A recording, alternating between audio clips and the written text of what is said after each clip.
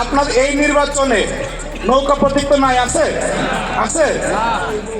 আপনি তো এই দেশের নাগরিক, আপনার ভোট দেওয়া পবিত্র দায়িত্ব, ভোট দিতে হবে না? সুতরাং আপনি কোরআনের একটা আয়াত আছে, কুয়ানফুসিকুম ও আহলিকুম, নিজে বাঁচেন আহাল বাঁচান।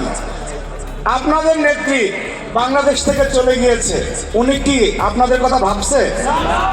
আপনাদের বলতে আওয়ামী লীগের কথা বলতেছে, আওয়ামী লীগের কথা ভাবছে? আওয়ামী লীগের যত লোকজন ছিল, ওনার আত্মীয় স্বজন, সবাইকে নিরাপদে পার করে যেই ব্যক্তি চলে গিয়েছে তার জন্য অপেক্ষা করা মূর্খের লক্ষ্যেরা আর কিছু হতে পারে না। সুতরাং আপনি এই সমাজের নাগরিক, আপনি বাংলাদেশের নাগরিক, আপনার ভোটাধিকার প্রয়োগ করতে হবে। এখন আপনার বিবেকের কাছে প্রশ্ন, বিবেকের কাছে প্রশ্ন, কাকে ভোট দিবেন?